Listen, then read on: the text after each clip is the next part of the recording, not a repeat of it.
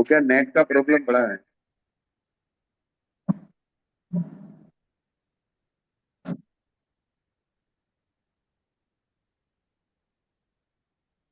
नाणम्य दंशनम्य शरणम्येतीषु समय सारेषु नैचयेति जोठवेदुम गणपम गणमप्पाणम गणधणीसो नाणम्य दंशनम्ये शरणम्येतीषु समय सारेषु चायेति जोठवेदुम गणमप्पाणम गणधरोसो पिंडम ओहिम सेज्जम अविशेषो ये जोगु भुंजमानो मूलठाणम भक्तो मूलोत्ये समण पिल्लोसो।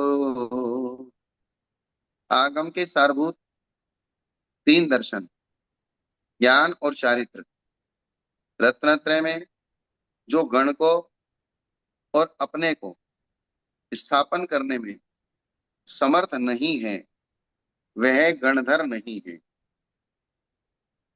क्या?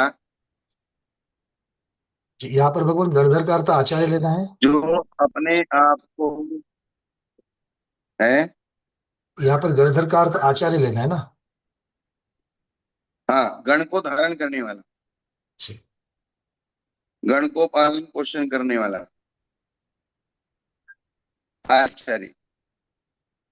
तो जो स्वयं को रत्नत्रय में स्थापन करने में समर्थ है वो संघ को भी स्थापन करने में धारण करने में समर्थ नहीं। क्या? जी। जो रत्नत्रय स्वयं को और गण को पंकज दोनों जी, को। जी भगवान। तो पहले स्वयं को धारण करने में समर्थ होना चाहिए। तभी तो दूसरों को धारण कराएंगे। ये बात, मेरे अधीन बहुत से मुनि हैं, इसलिए आप में गणी होने का घमंड नहीं करना चाहिए। बोले मेरे संग में बहुत साधु हैं, मैं बहुत सारे साधुओं को पालन पोषण करता हूँ, ऐसा घमंड नहीं होना चाहिए। नहीं करना। तो साधु तो लाभांतराय के क्षोभसम से भी इकट्ठे हो सकते हैं। क्या बात है। क्या? लाभांतराय के क्षय शब्द से भी लेकिन जरूरी नहीं है इष्ट कि मिलेंगे। आपके अंदर रत्नत्रय हो। है? जी।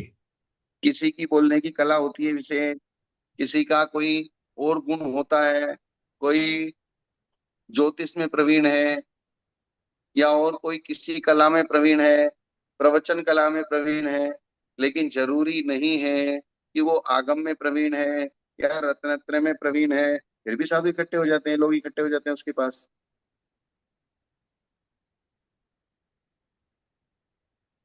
ये बात है। आवाज बराबर नहीं आ रही क्या? आवाज ठीक है भगवान, वीडियो थोड़ा सा बीच बीच में फ्रीज होता है, बट आवाज परफेक्ट आ रही है, कोई प्रॉब्लम नहीं। ठीक है। इसलिए आपको गणी होने का घमंड नहीं करना चाहिए, क्योंकि जो गुरु होता है उसको चेले मिल ही जाते हैं, और गुरु कैसा भी हो।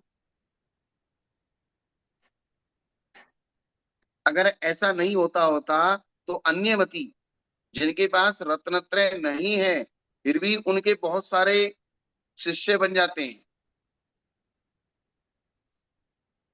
जरूरी नहीं है कि वे रत्नत्रयधारी हैं। इसलिए उन्होंने कहा है, जैसे गौतम स्वामी थे, वेदों को मानने वाले थे, तो उनके 500 शिष्य थे, तीनों भाइयों के। जी जी जी। बिल्कुल। तो आपके शिष्य है इसका मतलब ये नहीं कि आप में और आपके शिष्यों में रत्नत्रय होवे ही, ये जरूरी नहीं है। हाँ, बस वही चीज। इसलिए शिष्य संपदा होना अलग पुण्य का कारण है, अलग पुण्य के कारण से शिष्य संपदा होती है। और रत्नत्रय निर्दोष होना ये अलग मैटर है। जी कोई रत्नत्रय से निर्दोष होता है तो उसके पास एक दो शिष्य रहता है, कोई रत्नत्रय से निर्दोष नहीं होता है फिर भी उसके संग में 20 25 50 साधु हो सकते हैं। ऐसा लोक व्यवहार में देखा जाता है। तो तो गण की संख्या और जैसे रत्नत्रय। जो ज्ञान से संपन्न होता है वो जरूरी नहीं है कि लक्ष्मीवान हो, और जो जी। लक्ष्मीवान होता है वो जरूरी नहीं कि ज्ञान से संपन्न हो। जी, अविनाभावी नहीं है।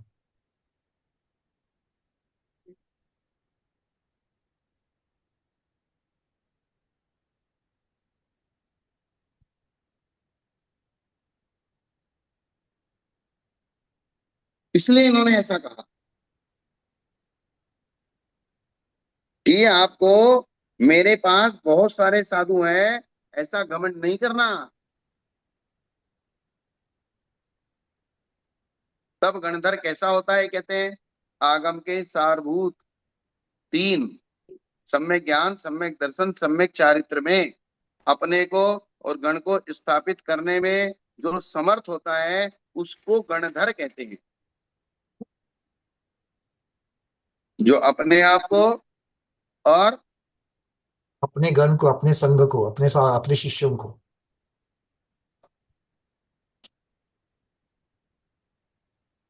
अन्यथा नहीं होता है।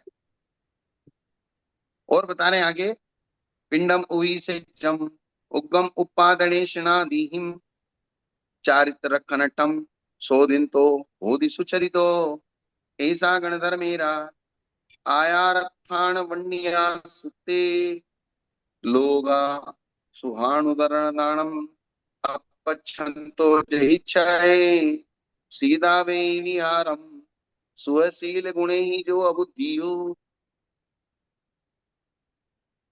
सो नवरी लिंगधारी संजम सारे रणे सारो।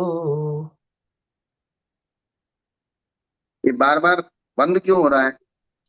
अब पता नहीं, आपका संपर्क टूट रहा है। हाँ, स्पॉटलाइट भी चला जा रहा है। या तो मैं मेरा वीडियो बंद कर दूं। नहीं भगवान, रहने दीजिए, देखते शायद। आप जो कि आप जब बोलते हो तो सब ठीक चल रहा है, वो बीच बीच पे शायद थोड़ा सा कंटिन्यूएशन में गड़बड़ हो रही है। क्योंकि वीडियो आहार रिकॉर्डिंग तो उपकरण, बाद में वो ठीक नहीं दिखेगा। हाँ, आहार उपकरण और वसतिका का शोधन किए बिना, अभी फिर वही बात आ गई, आहार उपकरण और वसतिका का शोधन किए बिना जो उसका सेवन करता है वह साधु मूल स्थान नामक दोष को प्राप्त होता है। ये पहले ही बता दिया कि जो आहार उपदी वसति का आदि को, अर्थात साधु अपने रत्नत्रय की साधना में जो कुछ भी लेता है वो सब अनुकृष्ट लेता है। और अगर इनका शोधन किए बिना, शोधन करने का मतलब क्या है, 16 उद्गम दोष, 16 उत्पादन दोष और 10 ऐष्णा दोष, इन 40 दोषों से रहित आहार, 40 दोषों से रहित उपकरण, 40 दोषों से रहित आवास, ये देख शोध के अगर वो लेता है तो वो ठीक है। और अगर नहीं ले करता है ऐसा तो वो मूल स्थान दोष को प्राप्त होता है, अर्थात उसको भ्रष्ट श्रवण कहा है। क्या कहा है? भ्रष्ट श्रवण। हाँ। अब आचार्य ने तो देखो सब कह दिया है जो कहना था, बाकी तुम्हें क्या करना है करते रहो।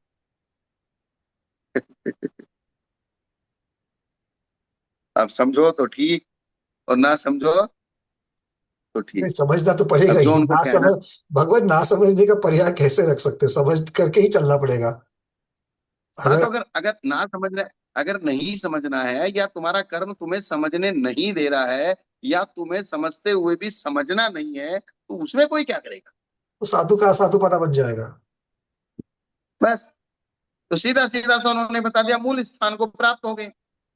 मूल स्थान का मतलब क्या है? मूल स्थान मूल मतलब जो। स्थान नाम का प्रायश्चित, हम्म। मूल स्थान माने यहाँ पर अर्थात, हेलो। है स्वामी जी। हाँ स्वामी मूल जी। मूल स्थान माने बिल्कुल ही नीचे ला दिया।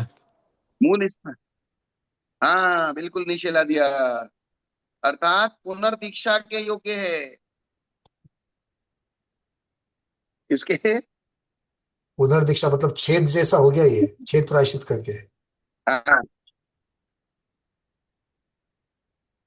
प्रायश्चित के भेद होते हैं ना, मूल से छेद, छेद प्रायश्चित के दो भेद हैं। छेद प्रायश्चित के कितने भेद हैं? दो भेद। दो। एक तो मूल से, यानी कि पूरी दीक्षा छेद करके दोबारा दीक्षा देना, और एक दीक्षा का कुछ अंश कट कर देना। कालच्छेद। भाई हाँ। हाँ, जैसे आपकी 10 साल की दीक्षा है, तो आपका ये 1 महीना कट कर दिया, अर्थात आपको 10 साल में 1 महीना छोटा कर दिया। जी। उस एक महीने में अगर कोई कट ये करने बात। से अगर दूसरे साधु अगर सीनियर हो गए तो फिर वो आहार को पहले उठेंगे, आप बाद में उठेंगे। हाँ, बस ये बात। इसलिए कहा ना, भ्रष्ट, भ्रष्ट का मतलब क्या था? जो भ्रष्ट हो गया, भ्रष्ट का मतलब नष्ट हो गया। जैसे बीज, मूंगफली होती है, उसके ऊपर लाल छिलका होता है। जब तक उसके ऊपर लाल छिलका है, तभी तक वो फल देने योग्य होता है, अंकुरित होने योग्य होता है। और लाल छिलका अगर उसका ऊपर का उतर गया, तो वो भ्रष्ट बीज कहलाता है। क्या जी। कहलाता है? भ्रष्ट बीज मतलब उसके अंकुर के योग्य नहीं। भ्रष्ट बीज, अर्थात वो अंकुर पेड़ को उत्पन्न करने योग्य नहीं है, अंकुर को उत्पन्न करने योग्य नहीं है, फल को उत्पन्न करने योग्य नहीं है, वो बेकार हो गया। जैसे जी। भ्रष्ट बीज, उसकी जो सुरक्षा थी वो लाल छिलके से थी। सुरक्षा किससे थी? लाल छिलके से। लाल छिलके से। और वो लाल कलर का छिलका उतर गया, तो वो बीज भ्रष्ट हो गया। अर्थात इसी प्रकार से साधु के जो आहार, उपकरण और वसति का, अगर उसने 46 दोष से रहित करके सेवन नहीं किया है, तो वो साधु भी भ्रष्ट श्रमण हो गया, अर्थात वो फल को उत्पन्न नहीं करेगा। जी उसका भगवान काय ये। क्लेश। जी जी, ये बट भगवान ये एक बात समझ में नहीं आ रही कि इस गाथा को यहाँ क्यों लाया फिर से। क्योंकि अब तो वो आचार्य, है।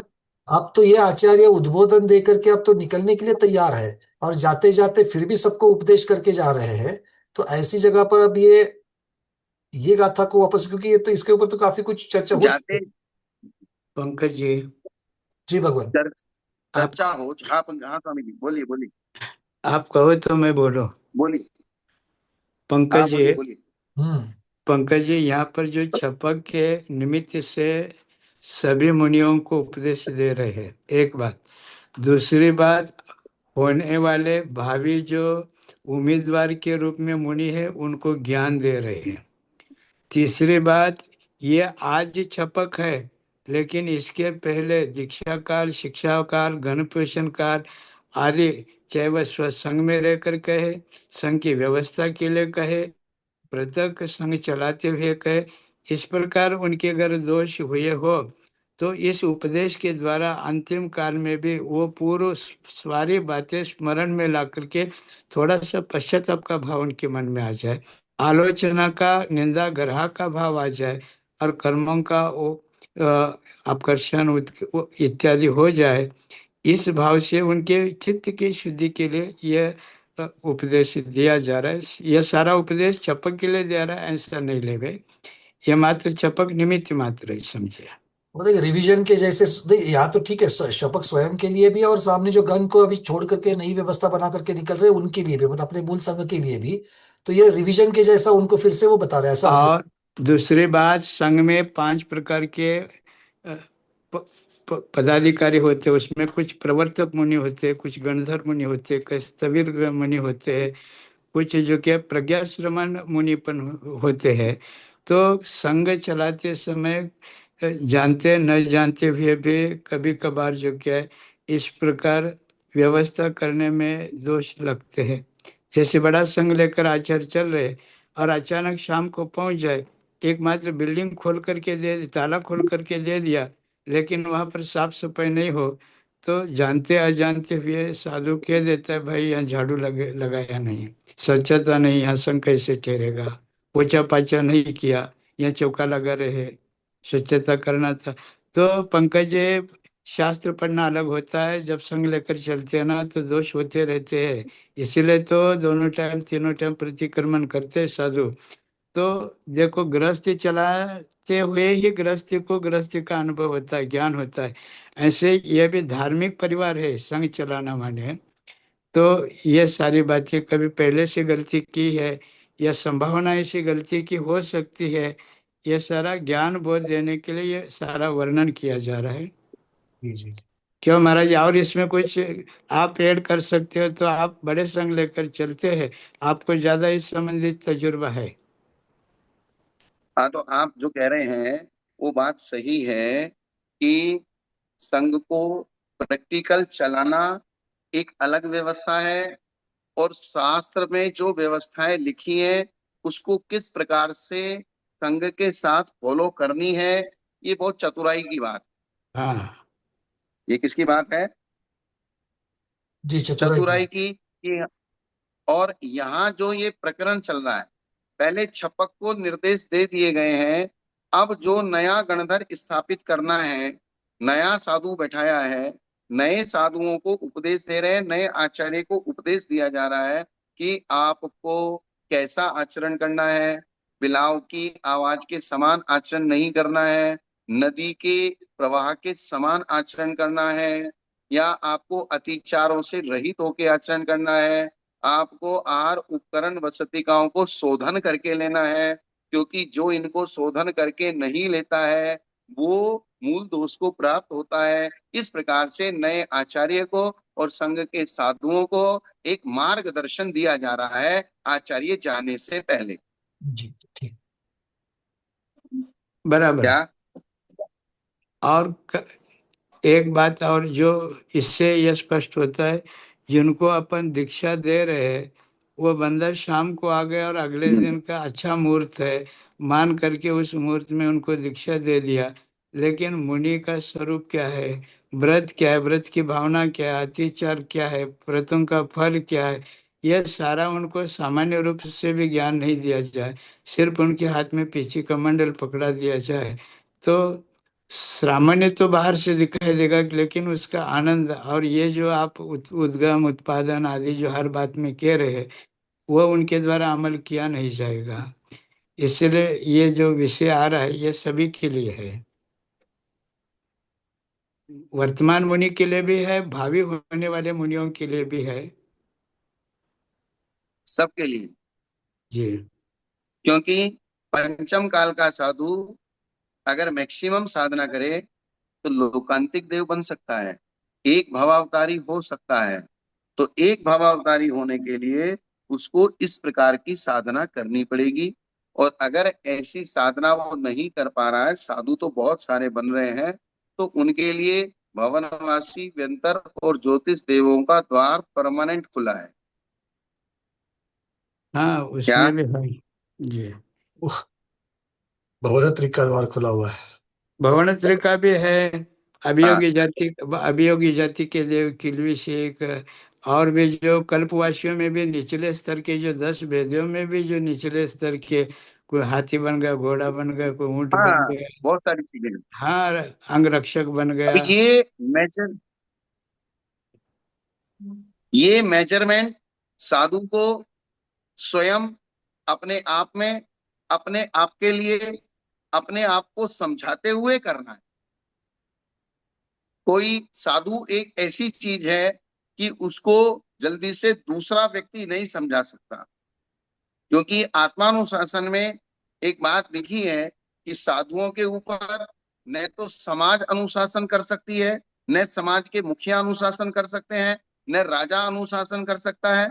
और साधु आचार्य के अनुशासन में है नहीं, या आचार्य साधु के ऊपर अनुशासन कर नहीं पा रहा है, तो उस साधु की क्या स्थिति होने वाली है ये हम नहीं जानते।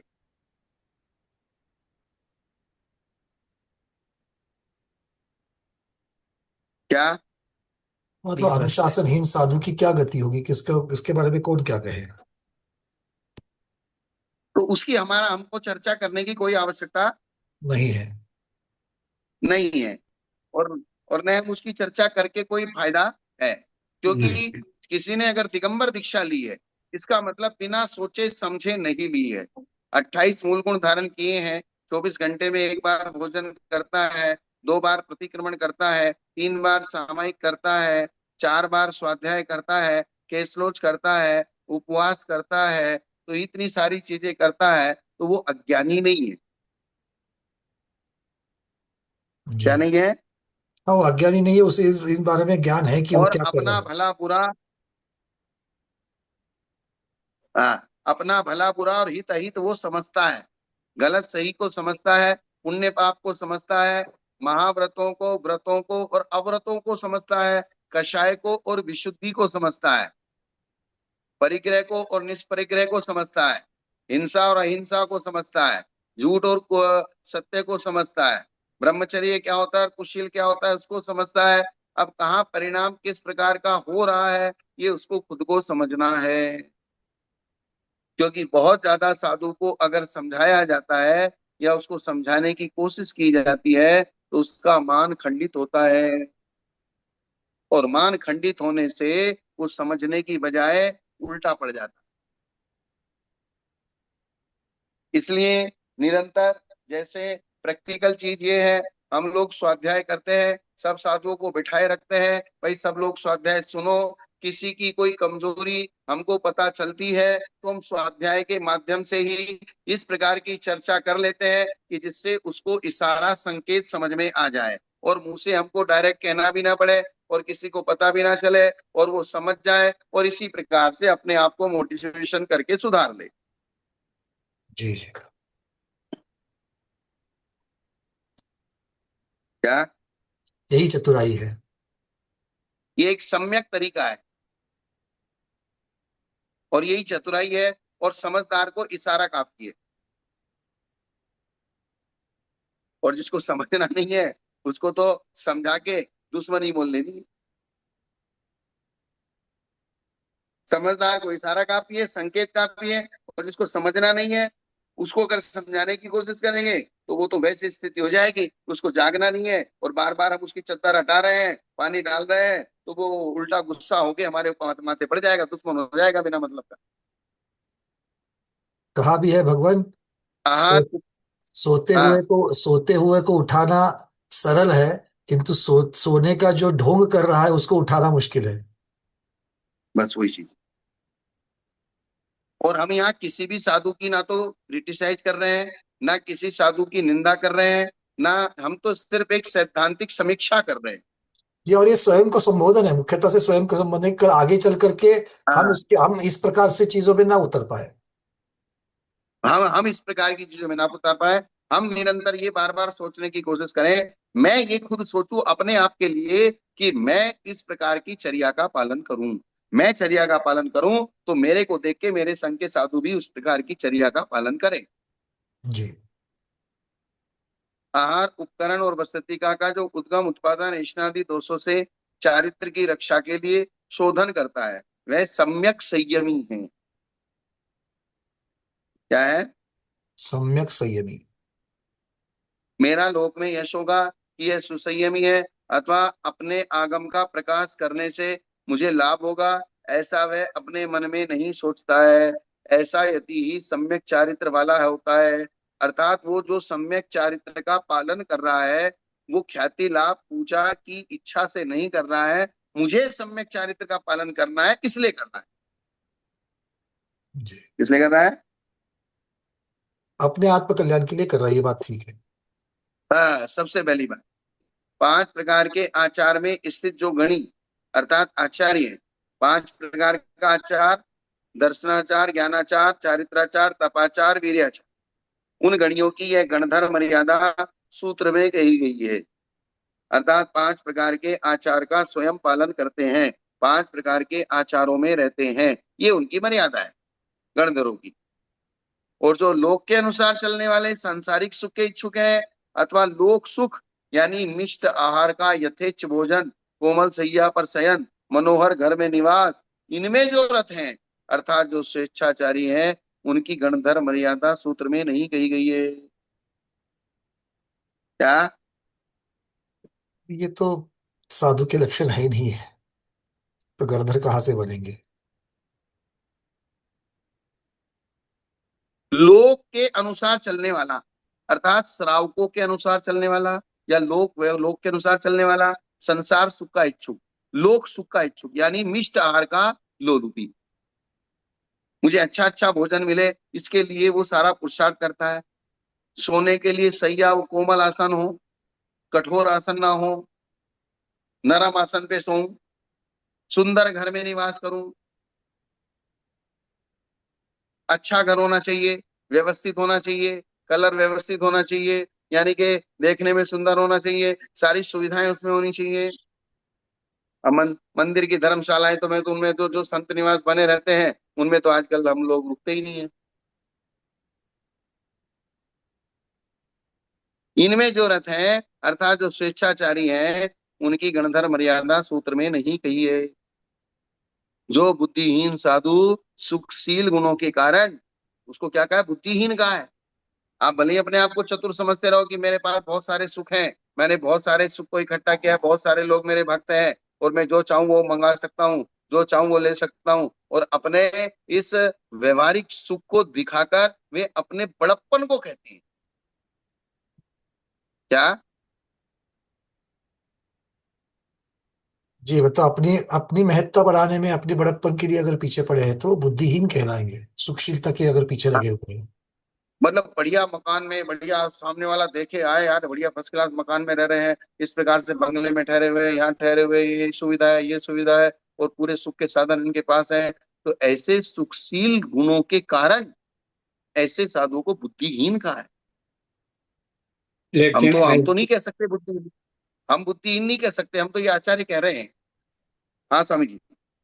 लेकिन ये जो अभी बता रहे हैं, ताम झाम लेकर के जो चलते हैं, अथवा वीआईपी बंगलों में रहते हैं, गार्ड गार्ड लेकर के बाहर, पुलिस थाने जैसे जो कि अपने रूम के बाहर चार लोगों को खड़े करते हैं, उनसे लोग ज़्यादा प्रभावित होते हैं। और ये बड़े साधु, बड़े महात्मा है, बड़े संत है, प्रभावी आचार्य, ये जो कि उनका मेजरमेंट जो है ना, ये लोक प्रसिद्धि के आधार पर, विज्ञापन के आधार पर लोग जो कि उनको बड़प्पन देते हैं। लेकिन ये शास्त्र तो उनको बिल्कुल बड़प्पन से तो नीचे उतार रहे हैं। शास्त्र में तो कह दिया बुद्धिहीन है। जी, अज्ञानी कह दिया। हाँ, तब उसका मेजरमेंट आप लगाओ कैसे करना है। अब वीआईपी बंगलों में रहने लग जाए, समय पर दरवाजा बंद, समय पर खुलता है, बड़े लोगों से मिलते हैं, छोटे लोगों को चलो पंडाल में बैठो अभी हमारा सब आ रहे, तो ये व्यवस्था से लोग इम्प्रेसित होते, प्रभावित होते हैं। लेकिन इनको तो जो इसमें दो क्या। चीजें हैं स्वामी जी। इसमें अब मैं आपको एक चीज बता देता हूँ। दो चीजें, पहले भी हमारे साधु लोगों ने राजाओं से संबंध रख के धार्मिक कार्य किए हैं पुराने जमाने में। अर्थात उनका इतना प्रभाव था कि वे डायरेक्ट राज्य सभाओं में जाते थे। जैसे मानतुंगाचार्य थे, समंत्र भद्राचार्य थे, अकलंक स्वामी थे, ये कोई सामान्य साधु नहीं थे। इनका ज्ञान का क्षोभसम, बुद्धि का चमत्कार ऐसा था कि राजा तक को इन लोगों ने प्रभावित किया। और राजा लोग इनके पास में आते थे और राजाओं से वार्तालाप करते थे। लेकिन राजाओं के साथ में वार्तालाप करते हुए, राजाओं के साथ में सभाओं में बैठते हुए स्वयं वैसे थे जैसे साधु होने चाहिए। क्या? उन्होंने किसी भी प्रकार से भले ही राजाओं के साथ संबंध रखा, लेकिन राजाओं से अपने लिए कोई भी सुख सुविधा नहीं ली। स्वयं निष्प्रही रहे। जैसे नेमी चंद्राचार्य थे। नेमी चंद्राचार्य गोमट चामुंड राय, तो चामुंड राय तो राजा का मंत्री, राजा का मंत्री, राजा में क्या फर्क है? ज्यादा फर्क नहीं है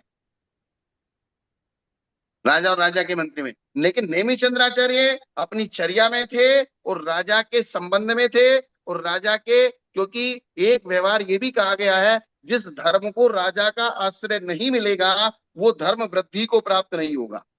बराबर है, बहुत सुंदर। अभी क्या? जितने भी देशों में जो बड़े बड़े हमारे तीर्थ क्षेत्र है, ये हाँ, राजाश्रय में ही ये सारे क्षेत्र पनप रहे थे। और राजा राजद्रोही हो जाए, धर्मद्रोही हो जाए, तो इन सारे मंदिरों को, तीर्थों को, मठों को धराशायी करने में उनको ज्यादा देर नहीं लगता है। इसलिए ऐसे साधु जो राजाओं से संबंध रख के अपने धर्म की वृद्धि कराने में निमित्त बन रहे हैं, लेकिन अपनी चर्या में कट्टर है, ये बात अपन इस तरीके से लगा सकते हैं क्या? बिल्कुल ऐसा बनता भी होगा भगवान, क्योंकि जब राजा, जैसे हाँ, शैव मत का राजा अगर है कोई है और वो जैन धर्म स्वीकार रहा है, तो कोई भी अपने मत को छोड़ करके उस जैन मत को स्वीकारना, मतलब वो मुनिराज या जो भी उनके गुरु होते होंगे, उनका कितना बड़ा प्रभाव होगा, तभी जाकर के वो बदल, हाँ, कितना बड़ा बदलाव होता तो होगा। तभी तो जाके वो राजाओं तक को परिवर्तन करते हैं।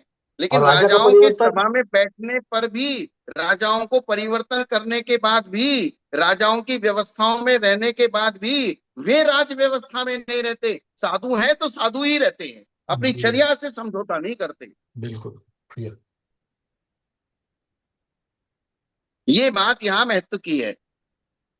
इसलिए जो समर्थ साधु हैं वो राजसभाओं में जाएं, राजाओं से भी संबंध रखें, राजाओं को भी प्रभावित करें, बड़े बड़े मंत्री अफसरों को प्रभावित करे, उस प्रकार से रहें। लेकिन अपने लिए, अपने लिए तो वे अपने अंदर कट्टर है कि मैं दिगंबर साधु, दिगंबर साधु की क्या चर्या होती है उनको मालूम है। अपनी साधुता को बरकरार रखते हुए ये हाँ, राजाओं के साथ या जो भी वहां के जो प्रधान रहेंगे उनके साथ मिलकर के धर्म प्रभावना की बात जरूर हो सकती है। और अपनी साधुता को बरकरार नहीं रखते हुए वो लोक रंजन के कार्यों में लगकर और सिर्फ लोक व्यवहार में चलकर अपनी साधुचर्या को बिगाड़ लेते हैं, उनको बुद्धिहीन कहा है। जी। उनके लिए क्या शब्द का प्रयोग किया है? बुद्धिहीन। बुद्धिहीन। ठीक है ना स्वामी जी? बराबर है। सही हो गया ना? अब जी। हम्म। बैलेंस बनेगा, मतलब ये ये कहने का चीज, अभिप्राय। मतलब उनका उनका हमेशा के लिए निषेध भी नहीं है, और उनके साथ हाँ, संपर्क में रहते हुए अपनी साधुता को भी नहीं गंवाना है, दोनों चीजों को बैलेंस रखना है। और अगर हमारे साधु लोग राजाओं को प्रभावित नहीं करेंगे तो हमारा तो जिंदा रहना मुश्किल हो जाएगा।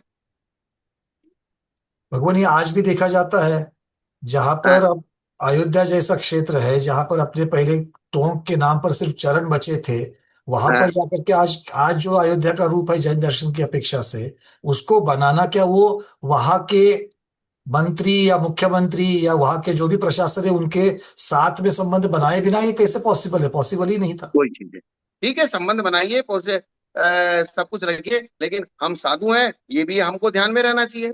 जी। और आज जैन धर्म के लिए अयोध्या वह बच गई, मतलब नहीं तो फिर अपना कोई अस्तित्व वहां पर नहीं होता था। वो चीज।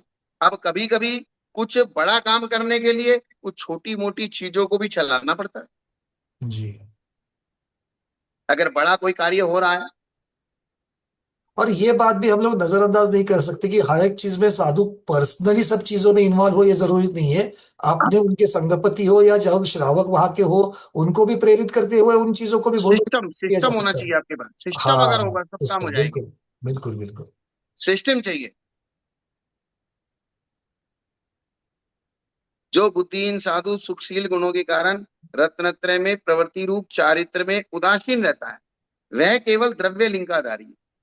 अर्थात जिसने सर्वथा लोक व्यवहार को ही सब कुछ मान लिया है, अपनी चर्या को लोक व्यवहार के पीछे छोड़ दिया है,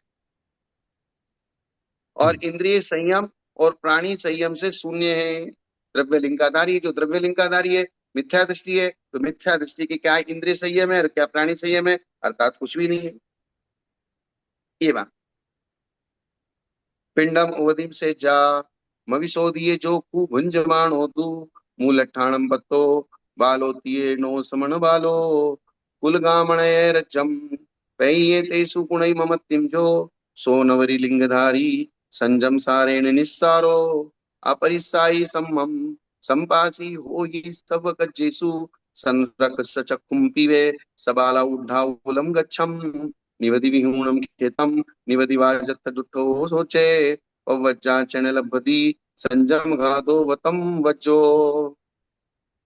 और इसलिए हम वर्तमान में कोई भी साधु अगर किसी राजा के संबंध और संपर्क में रहकर कोई भी एक सामाजिक धार्मिक गतिविधियों को और अन्य रहने वाले दूसरे छोटे साधुओं के लिए कोई राजाओं से सुविधा लेता है कि साधुओं को भविष्य में इस प्रकार की दिक्कतें न आए, तो वो साधु सब सम्मान के योग्य हैं। उसको हमारे यहाँ पर महाराज साहब मनोज्ञ साधु कहा। भले ही वो मनो कहीं कोई। मनोज्ञ। हेलो।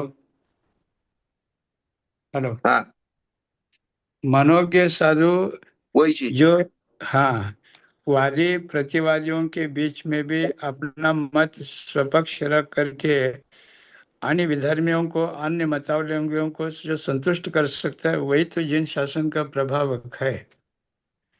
बस। तो मार्ग प्रभावना के अंतर्गत अथवा सम्यक दर्शन के प्रभावना अंग के अंतर्गत जो कार्य करता है जिन शासन की अभिवृद्धि के लिए, तो उनके चर्या में थोड़ा समय की अपेक्षा थोड़ा ही आगे पीछे हो जाए तो वो बात उसको नगण्य, जैसे कोई प्रधानमंत्री मुख्यमंत्री राज्यपाल आ रहा है अथवा कोई हाँ, ऐसा प्रभाव, और उसी समय आपका प्रतिक्रमण का समय हो गया, तो वो तो 10 15 20 मिनट बैठने वाला, आपका प्रतिक्रमण तो 50 मिनट का चलेगा। तो उस समय जो क्या है, इसको धर्म संकट नहीं कहेंगे अपन, इसको लोकगीता कहेंगे। लोकज्ञता करेंगे, चतुराई कहेंगे। लोकज्ञता और चतुराई के अंतर्भूत उसको लेके अपन पहले, क्योंकि बड़ा आदमी हर समय तो आपके पास आएगा नहीं, तो हो सकता है आपके पास आने से कुछ प्रभावित हो जाए और कुछ आगे भविष्य के लिए कुछ धार्मिक क्रियाओं में मजबूती आ जाए, जी। कुछ धार्मिक राजाओं का संबल मिल जाए, जी। राजाओं का समर्थपना, राजाओं की दृष्टि इस धर्म के ऊपर भी बढ़ जाए। भाई नहीं, जैनियों के लिए भी कुछ करना है, दिगंबर साधुओं के लिए भी कुछ करना है, दिगंबर मंदिरों के लिए अपने को कुछ करना है, तो अपने मंदिर भी बचेंगे, साधु भी बचेंगे, श्रावक भी बचेंगे। और वो आ गए, बड़े लोग आ गए और हम आंख मूंद करके बैठ जाए और वो निकल जाए और आपका समय पूरा हो जाए, फिर आप आंख खोलने से क्या लाभ होगा? वो तो निकल गया। तो ये लोक व्यवहार में आपकी चतुराई है, चतुराई से उस चीज को निभा लो, बराबर है। बस।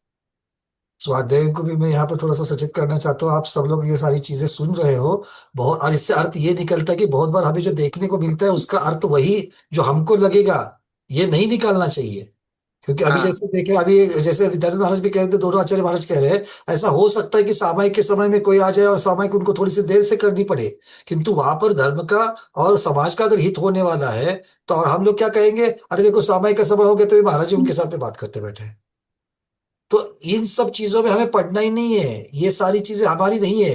वो अपने बुद्धि से अपनी भूमिका के अनुसार अपनी वहां पर चर्या ठीक कर रहे हैं, और अगर गलती हो रही है तो उनको मालूम है अपनी गलती हुई है, अपना उस हिसाब से वो करेक्शन करेंगे, प्रायश्चित भी करेंगे।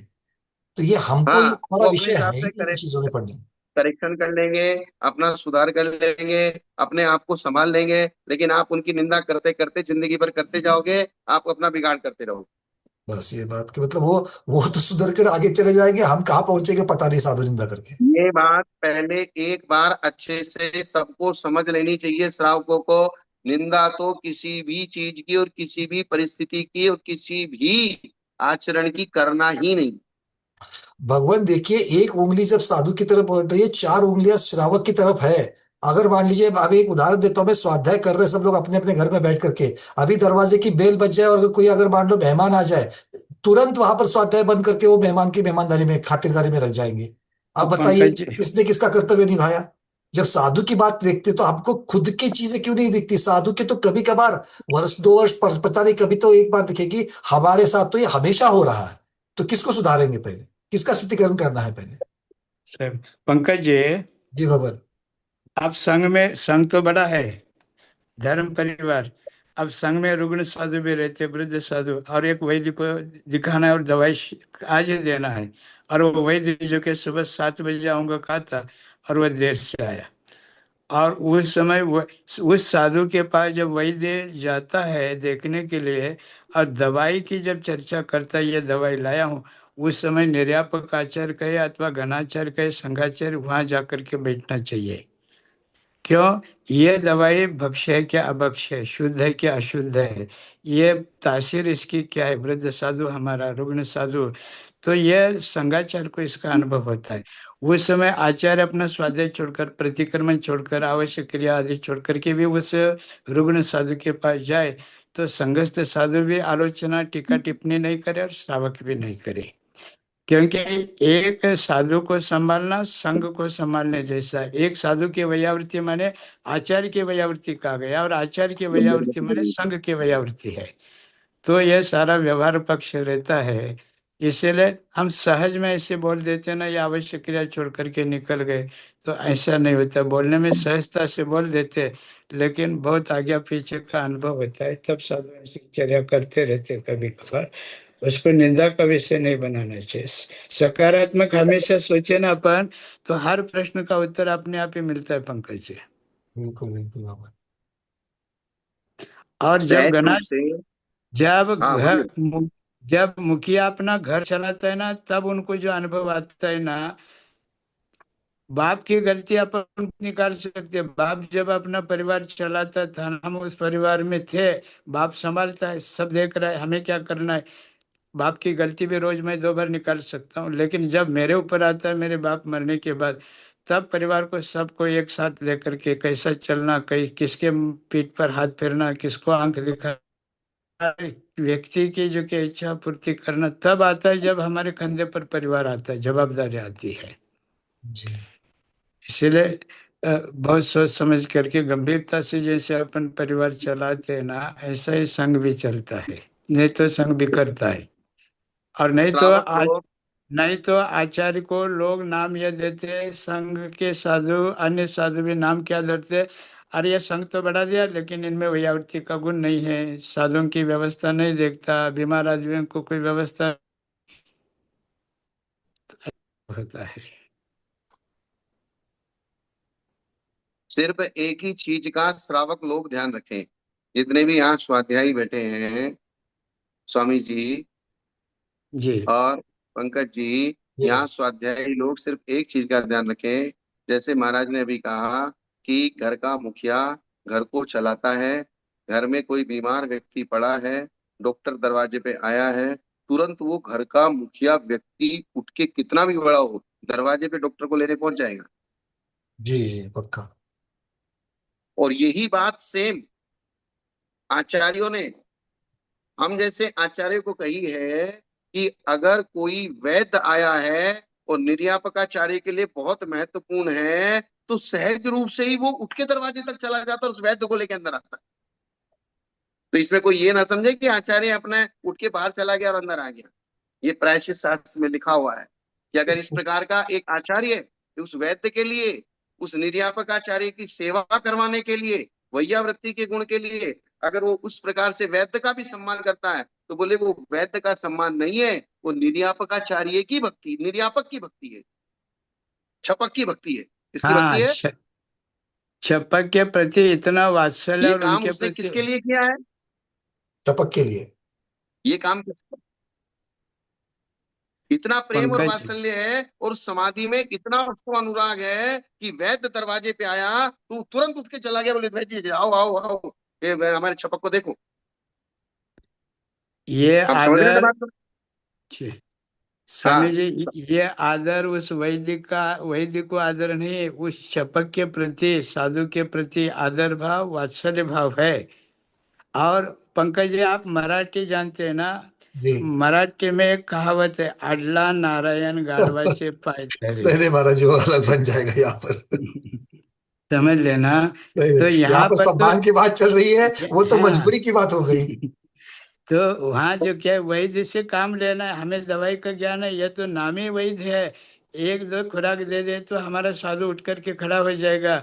ये साधु के प्रति जो वात्सल्य, प्रेम, वैयावृत्ति की भावना है ना, उस वजह से महाराज सब कह रहे बिल्कुल सही है कि वैद्य का इतना आदर सम्मान सत्कार कराते हैं, बाद में जो क्या है उनको गिफ्ट भी देते हैं, है ना, बहुमान दे करके। तो नहीं ये बिल्कुल होता है ये हमारे आचार्य, ये लोक है ये व्यवस्था बन जाती है। हमारे आचार्य कुंतु सागर महाराज जी एक बार ऐसे बीमार पड़े, ऐसे बीमार पड़े, मुझे तो यूं लग रहा था बस खेल खत्म। लेकिन दो तरफ से दवाइयाँ चलने लगी और ये कई दवाई ऐसी लग गए, ऐसी लग गए। बड़े महाराज जी के स्वास्थ्य में तो खूब सुधार होता गया, बाद में उनका इतना सम्मान किया गया, मैं क्या कहूँ, उनको तो सोने की अंगूठी या सोने की चेन भी भेंट में दिया गया। तो ये गुरु के प्रति जिनका बहुमान है, ऐसा श्रावक उस वैद्य का आदर सत्कार किया। तो ये बात। और एक जो बात मेरी कहनी रह गई, वो ये कहनी रह गई कि जिस प्रकार से गृहस्थी अपने परिवार को चलाता है और परिवार के साथ में रहता है, परिवार में उसकी लड़कियां हैं, बच्चियां हैं, बहुएं हैं, घर परिवार के लोग हैं, और घर परिवार में किसी भी प्रकार की अगर 19 20 21 कुछ कम ज्यादा होता है, तो अपने घर के परिवार के बीच में बैठ के ही उस समस्या का समाधान करता है। वो कभी भी उसको बाहर पड़ोसी तक भी ना सुन ले, ऐसी सावधानी रखता है। क्या इसी बात है, प्रकार से सबसे महत्वपूर्ण साधु ये। संघों की, हाँ, इसी प्रकार से साधु संघों को भी अपना परिवार समझ के उस ग्रस्त को क्या समझना चाहिए, ये मेरा परिवार है, और जिस प्रकार से मैं अपने परिवार का उपमोहन और स्थितिकरण करता हूँ, उसी प्रकार से इन रत्नत्रयधारियों का भी उपमोहन स्थितिकरण मुझे उसी प्रकार से करना है, जिस प्रकार से मैं अपने परिवार की लड़कियों का करता हूँ। मैं तो कहता हूँ स्वाध्याय से स्वाध्यायों ने नियम लेना चाहिए कि ऐसी कोई ये बात बात अगर अगर तो इसको श्रावक के मीडिया दिल में में बिल्कुल रहेगी, फॉरवर्ड तो नहीं कहीं करेंगे। भी उसको कोई टीका टिप्पणी वाली बात नजर नहीं आएगी। जी।